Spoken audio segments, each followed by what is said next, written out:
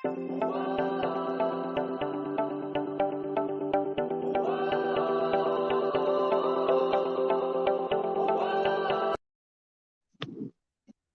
up, everybody? It's your boy D Mac, man. Um, I just wanted to come on tonight and just talk about some miscellaneous stuff, things that's going on in the world, and just chill out and burn some time, man. My wife's in there, she cooking. We're doing a seafood boil. Something that's unorthodox, not your conventional Christmassy type stuff. And it is what it is. So she in there working on that, fixing up the vittles and getting everything straight. And your boy sitting back here just staying out of the way.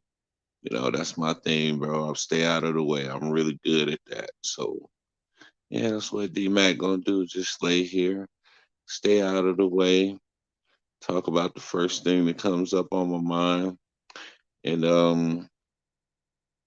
don't know, let's see what's going on in Central Texas right now. We have a lot of sirens going off right now.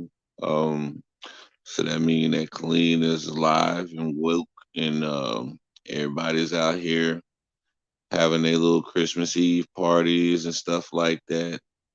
I pray that everybody make it to see Christmas morning. Because a lot of times the nights like this, they end up really tragic for people who go out expecting to have fun, and then next thing you know, they're hurt, they're shot up, they're all types of different things. So, I'm just praying that everybody go out here, act like they got some sense tonight, which I know there's some people who won't. But even for the ones that won't, I just pray that everybody is able to make it home safe tonight.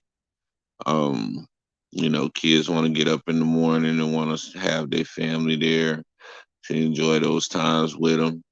And one of the saddest things for a kid to wake up in the morning instead of unwrapping gifts, they find out that their daddy is dead or their mama is dead or something like that. So, I'm just praying that everybody make it home safe tonight.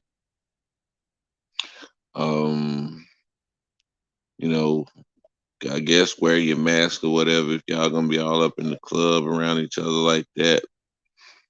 Um, oh no, man. I'm not going out there. I'm not putting myself in those types of positions because really, the last three times that I went out, I've had pretty bad experiences. Um, the first of those three times, I ended up wrecking and totaling my vehicle. Um, Second time I went out was with one of my friends' birthday, so I was like, yeah, I go help you celebrate, man, a little bit. Went out and it was for lack of a better term, it was a pretty wild night. A lot of wild stuff went down. Oops. Um, and then that third night, yeah, that's when my homeboy got killed. So, it seemed like each time it progressed more and more and got even worse each time. So I was just like, forget it, I ain't going out no more.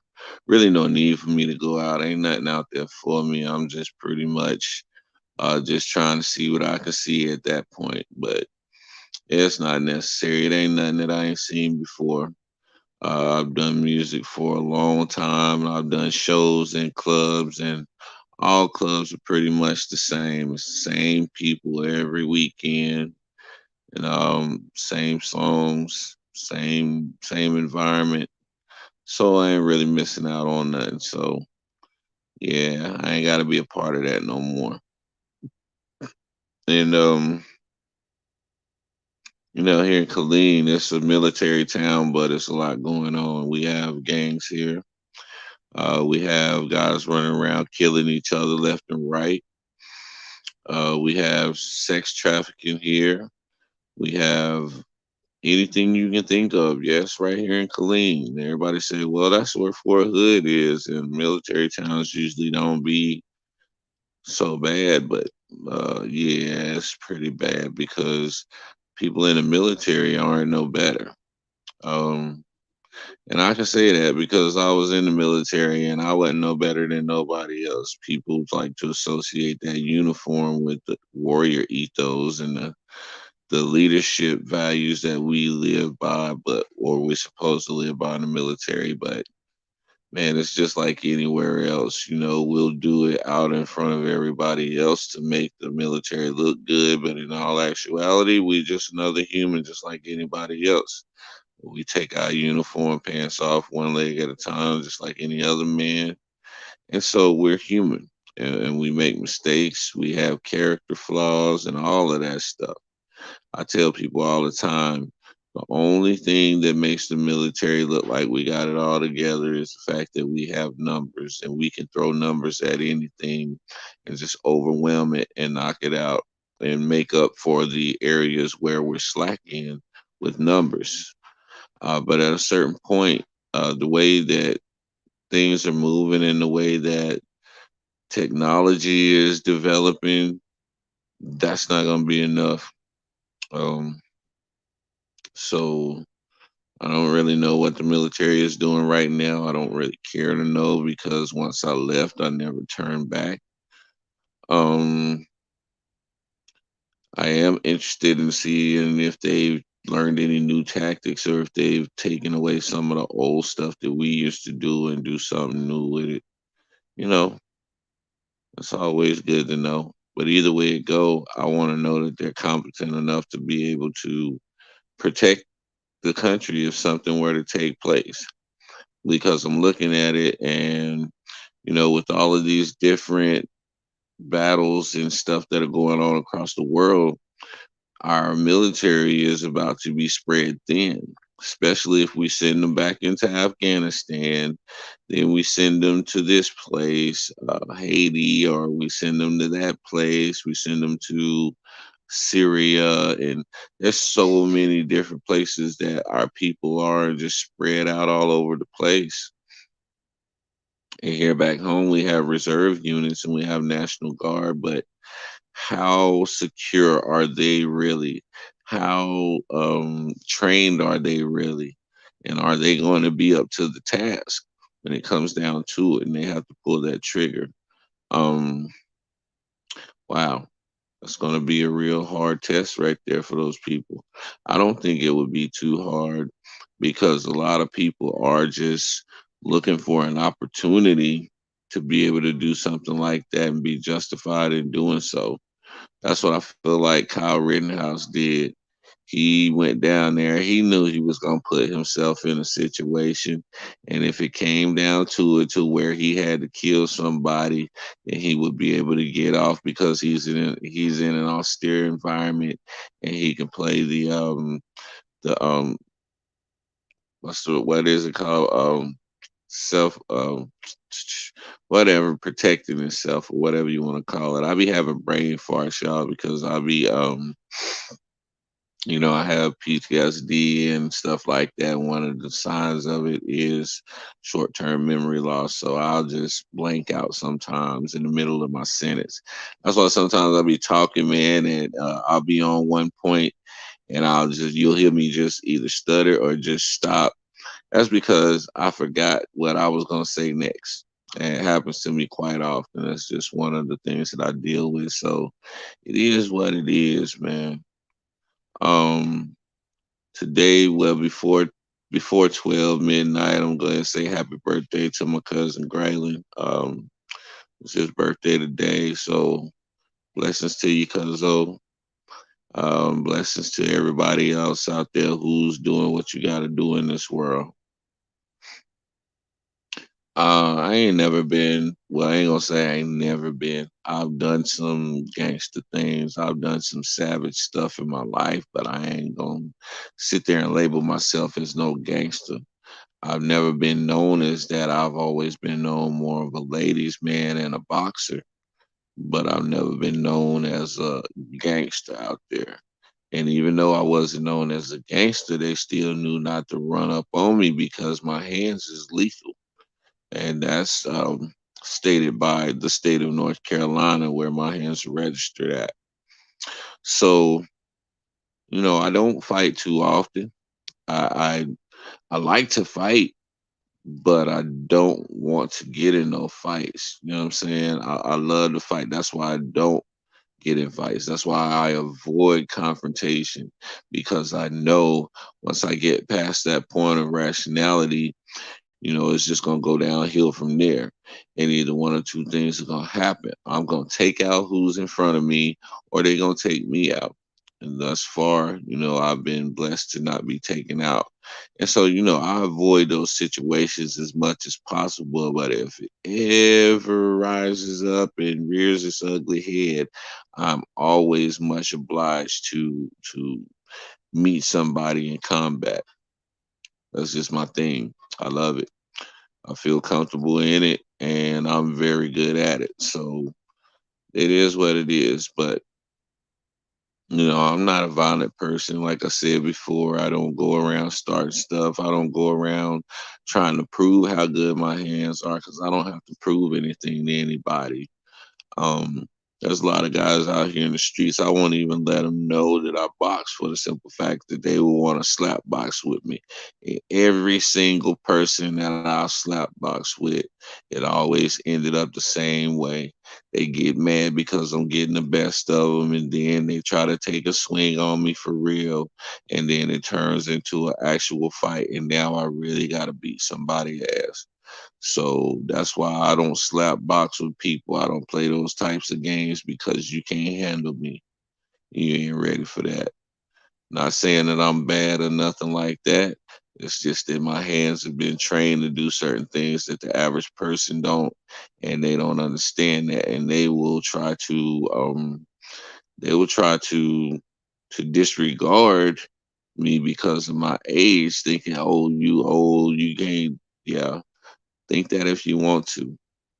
Think that if you want to. My hand's still just as fast as before. I mean, I have as much endurance as I used to, or stamina, but it don't take that much for me to take somebody out anyway. More than likely, a 4 to 5 punch combo is going to do the deal, and then I'm stomp you out the rest of the way. Um, that's just how that goes. But I want to talk about. Oh yeah, yeah, yeah, yeah. So um, a lot of y'all remember me from being with this dude named Big J on his show, Big J Let's Talk, Sports Talk.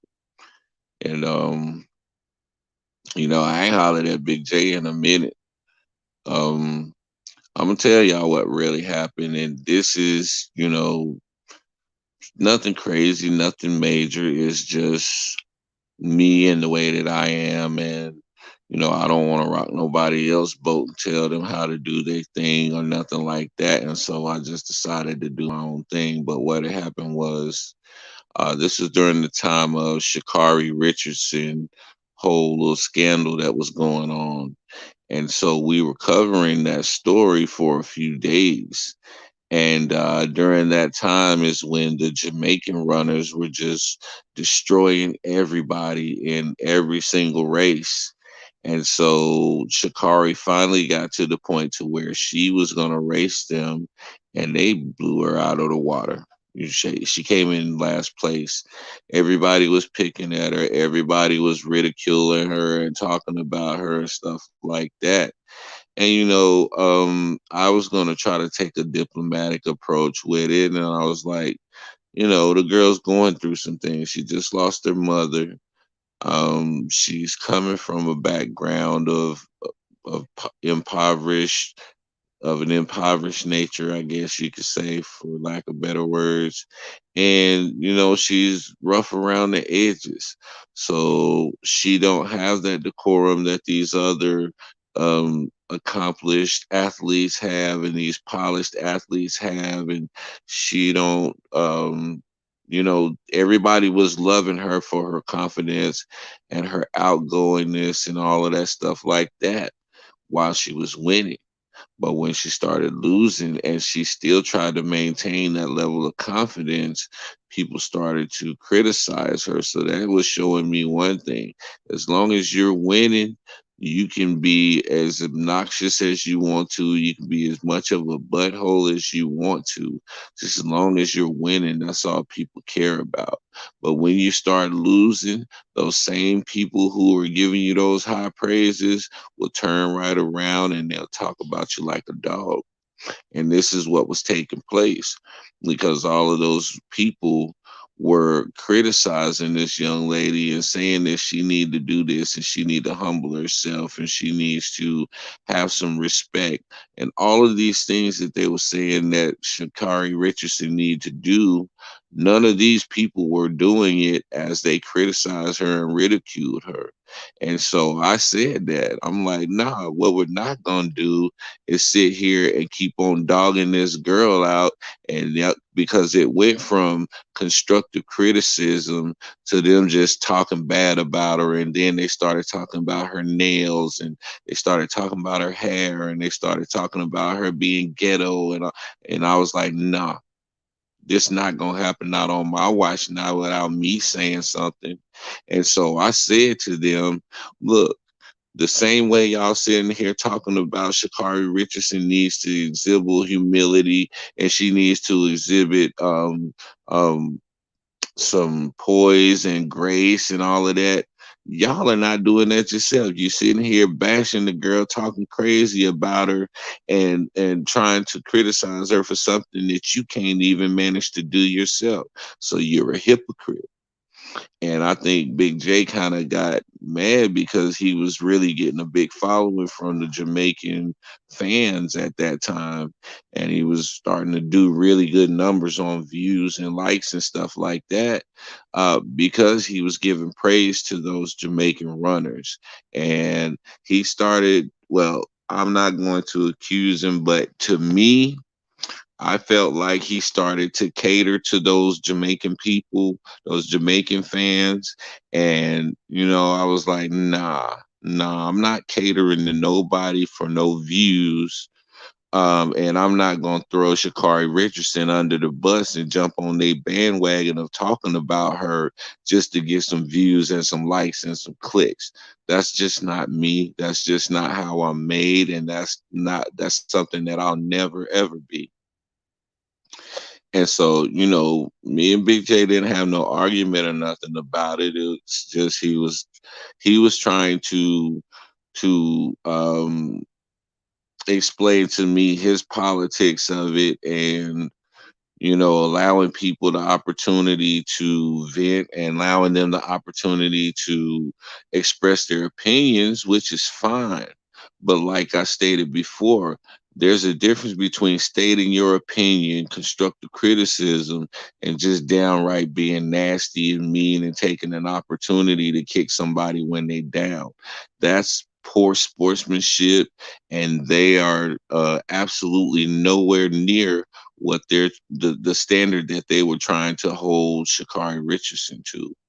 And so I pointed all this stuff out, and it continued to go on. And I was like, look, no, I ain't gonna be a part of that. And so he started doing shows, and covering that for about another week or so, and I just kind of fell back. I was like, I'll do my own thing. I'll do my own little videos about my own topics. I don't want to talk about Shakari Richardson no more. And I definitely am not going to cater to that crowd because I had no respect for them and the way that they were handling the situation. And so I bowed out of that and I just started doing my own thing. There was never any animosity between me and Big J. It was just that disagreement, and I decided to go my own way because, like I said, I'm not going to just do whatever to get clicks. That's just not me. And I can recall me and Big J and one other guy having this conversation one time before, and the guy was trying to say that, you know, he would, he would pretty much compromise for views and he try to reach every single person and he's going to try to relate to every single person. And I was like, okay, that's all well and fine for you and what you're trying to accomplish, But the message that I bring forth is not for everybody. Not everybody is going to relate to what I'm saying because it wasn't meant for everybody. And so the topics that I speak on are for certain people, and I don't care about numbers. I don't care about views, and I don't care about likes. And that's when he started to go into the whole business thing. Well, this is a business. It may be a business for him, but YouTube is not my this is not my source of income. This is not my livelihood. I do this as a hobby. I do this as something because I love to talk, and I feel like I have something to say that could help somebody and spark somebody's inspiration or something like that. So that's why I do what I do. And there's been many times where people have come on and they've given me some wise instruction.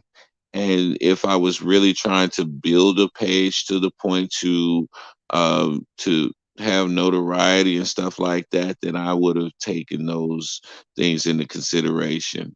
But that's not what I'm here for.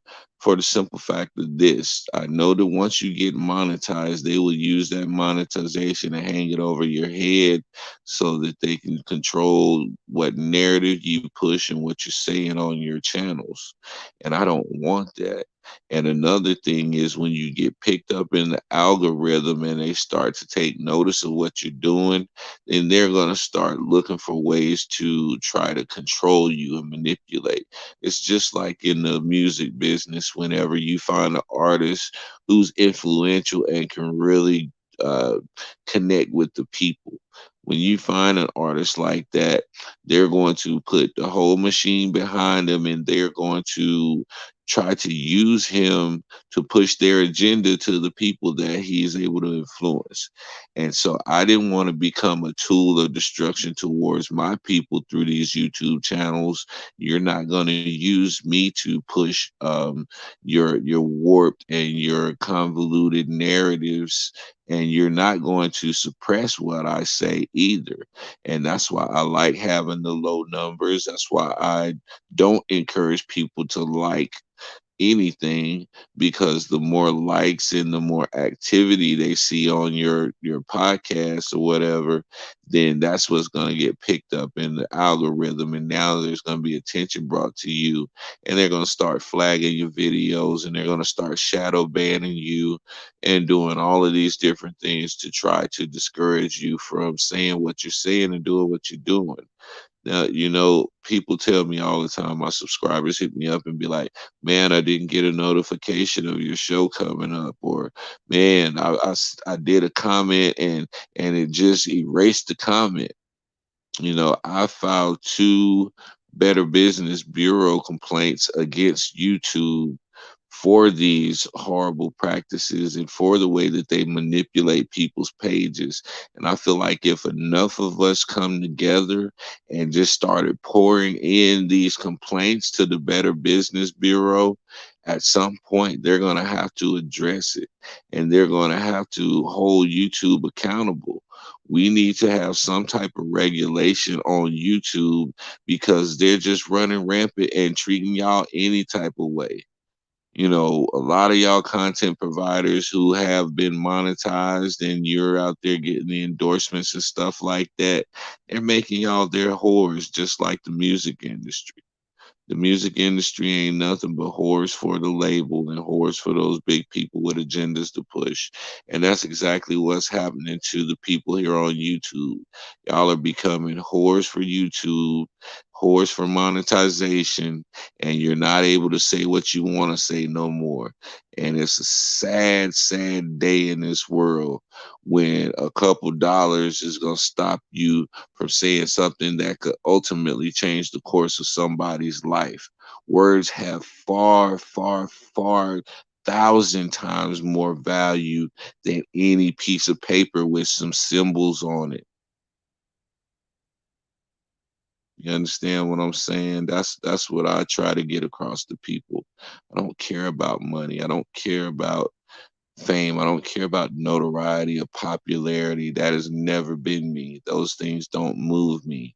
So then what can you do to a person who's not moved by your money and who doesn't care about the popularity and what everybody's seeking on here, the attention that's being sought. What do you do with a person like me? Well, all they can really do is try to make it hard for me to get my message out. And that's what they've been doing, but it still don't stop me because I'm still gonna do my thing regardless. I'll be on here for 10 years with 120 subs, and that's perfectly all right with me. I don't care because that's 120 people in this world that I can speak something into their life that they could pass on to somebody else. And it's like a spider web effect or a ripple effect. I tell that one person they're gonna share it with somebody else, and they'll share it and share it and share it, and somewhere a long way down the line, somebody will get delivered, somebody will get saved, somebody will get set free, somebody will get a clear epiphany on what they need to do in their life. And that's the whole goal of my content. I don't get on here trying to become no little cult leader with a bunch of followers. That's not what I want because I don't really like people like that anyway. And that's one of my biggest dilemmas that I have as a person who like to help people. I like to help people, but I don't like people. That's one of my biggest issues is I don't like and when I say I don't like people, let me clarify. I don't like the spirit that people operate in. Um, it's just stupid. I'm looking at people like you do realize that there are consequences that come with these actions, but you have people out here who are doing and saying things as if there's no consequences whatsoever. And then when the consequences arise, they're surprised and they're angry and they're all of these different things as if they didn't know what consequences was. See, we're in a time where people don't want consequences. People don't want consequences at all. People don't want to be held accountable for anything, but I'm gonna hold them accountable regardless. I don't care. You can't beat me. It's always gonna be my go-to. You can't beat me. So if you don't want to hear my mouth, then I suggest you not be around me and don't speak to me because I'm not going to sugarcoat anything. I'm not going to appease anybody, and I'm not going to co-sign for anybody. So that is what it is, man. Um, there's been a lot of people to come across my path that have, challenged me in areas where I thought I was strong.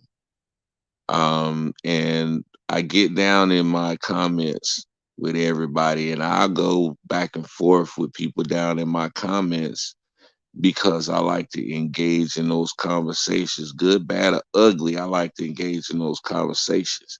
And some of them will start out with so much animosity and so much toxicity and just one decision to come with a soft reply or to not come with that same energy that they're coming at me and say something that's sensible and something that's you know something that's not attacking them. Oftentimes I see a person's anger go from way up there to almost zero, and me and that person end up having a really productive conversation. Sometimes I end up getting subscribers like that. Sometimes I end up making friends like that. Um, but it happens. And this is a social experiment that I do quite often. I'll get down in those comments and I'll get with those people who are talking crazy. Some of them are just trolls that are sent there to try to distract and discourage. And as I identify them for what they are, then, I go ahead and let them go on about their business. But the real people who have real concerns and have a real topic to talk about, then we discuss it at length, however long they want to, until we come to a solution or we agree to disagree on something. Um, but I'm not going to back down, and I stand on what I say. And if you prove me wrong, I have no problems saying that I was wrong. Um, I was talking to a guy a while back. There's this guy on here. His name is I am Groot. That's his icon and that's his username or whatever. And anytime I do a video that he doesn't agree with, he'll come on and he'll try to attack me. He'll start with the insults, trying to get me out of character. And when that doesn't work, he'll try to use racial slurs and stuff like that. And I look at all of these things like a learning tool. All of these things are a learning tool for me. They're teaching me patience. They're teaching me how to keep a cool temperament in those situations. And it teaches me how to respond to ignorant people. I don't have to come back at them with insults and play tit for tat. And a lot of times I'll just play with them. I'll just have a verbal joust with them. I'll hit them with some sarcasm. I'll disprove whatever they're saying, debunk whatever they're saying, or we can come to an agreement and an understanding. But I'm not going to shy away from anything that anybody says at any given time. And I know that a lot of you content providers, you don't pay attention to your comments because you have so many, and people are just saying crazy stuff, and you don't want to deal with that energy. I like dealing with that energy. I like that confrontation, so I'll meet it anytime, any place. And that's just me though. That's just what I do. So I'm past 500 and something videos right now. Um, I only have like 25,000 views collectively, and I've been doing this since April. So April of this year up to now, um, 25,000 people looked at my video. So I appreciate all y'all. Um, and I'm gonna continue to make videos. Anything that comes upon my heart or upon my spirit to speak on, then I'm gonna speak on it. And there's nothing that nobody can do about it. That's the thing. YouTube, yeah, they can mess with me. They can shadow ban me. They can do all types of stuff like that. But ultimately, I'll just go to another platform, or I'll create another profile and just do it all over again under a different profile. But there's more than one way to skin a cat. And, they can't suppress your speech because if push comes to shove, I can easily get out here in the streets and talk to people face to face. That's the way that we've always did it back in the day anyway. So it ain't nothing for me. Taking internet away is not going to stop me from getting my message out. I don't understand how people say things like that. Do they not remember getting out, walking around, talking to people, having actual interaction with human beings? They act like that the internet is the end all be all of communications. If you don't have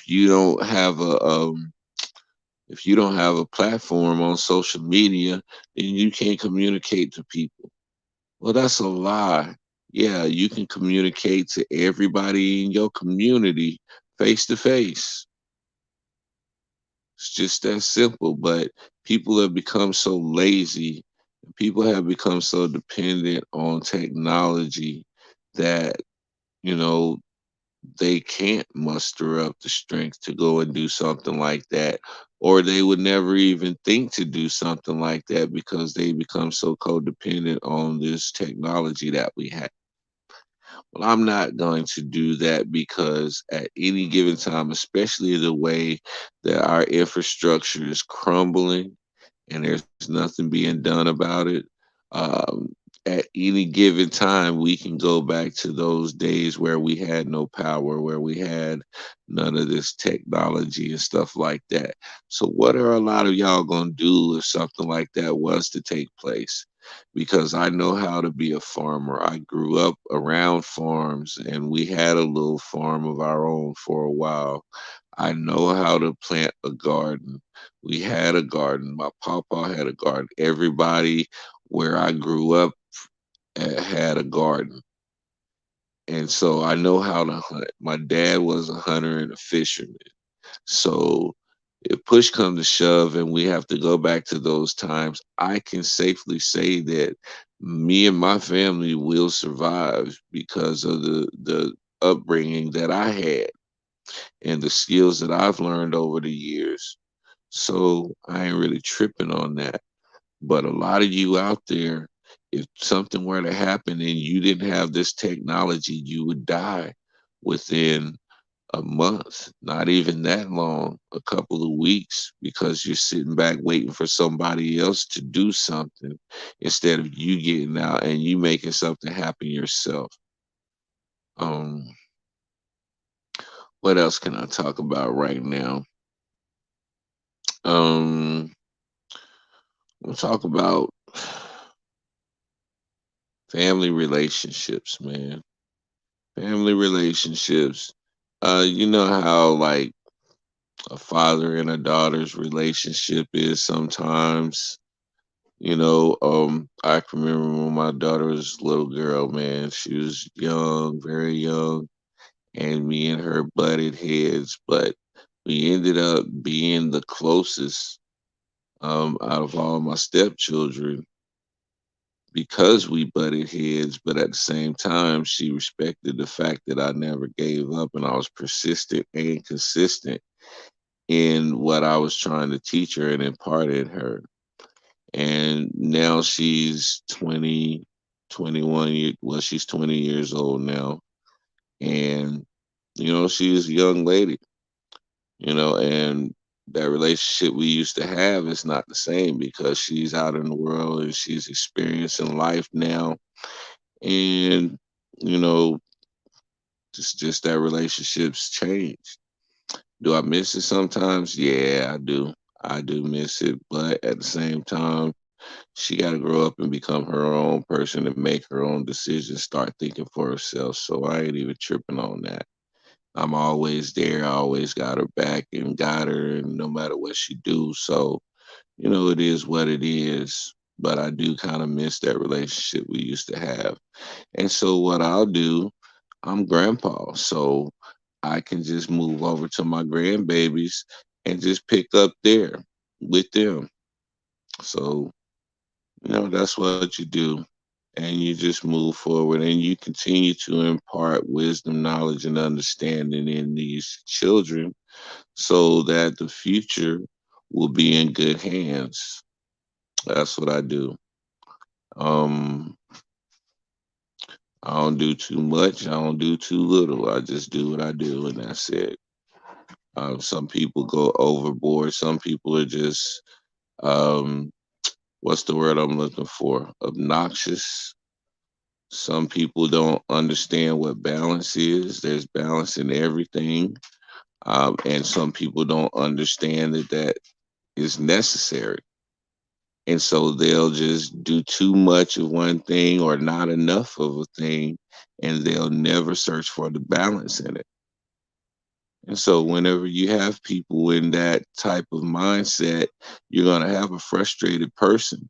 And when you deal with frustrated people like that who are confused and looking for an answer, then you're liable to get any type of response from them. So, that's why I say don't mess with people because you don't know what they're going through in their life. And if they end up responding to you crazy and you respond back to them crazy, it's just going to make the situation worse. So just be aware of your surroundings and observe people and observe, just what the circumstance and the situation is before you just go in and start saying and doing whatever to people. I see so much nowadays that people are so easily offended, and it's something that was stated in these last days. People was gonna be easily offended. And now you look, you turn around, you can't even call a woman without them getting offended because they don't go by that gender sign, or they identify by something else. So something as simple as calling somebody miss can get you in a fight or get you threatened or somebody wanting to beat you up for the simple fact that you trying to show some respect and call them miss or mister. And as far as that goes, it's going to affect manners because if I don't know if you're a ma'am or a sir, what am I going to call you? Whenever I refer to you, or it's going to throw so many things out of whack. And I feel like kids already don't have respect. They don't understand what respect is. And this is just going to make it even worse because now they can't even refer to you as sir or ma'am or Mr. or Mrs. because now we have this identity politics that everybody's wanting to go through. So I just say it like this: whatever you were born as, that's what I'm going to refer to you as. If you don't like it, then I will suggest that you do not come around me or conversate with me because I'm not going to try to alter my vocabulary to accommodate you and a lifestyle that you choose. I'm not, and if you're offended by it, then you're just offended by it. But like I said, it stay away from me if that's the case. Um, I don't have no problem with people wanting to, do whatever, but don't push it on other people.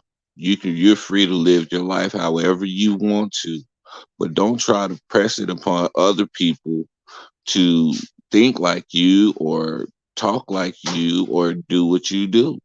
You go and do your own thing by yourself or with people like minded as you, and don't be trying to pull anybody else into it. And like Boosie said, don't be trying to push this mess on our kids because it's not about sexual orientation.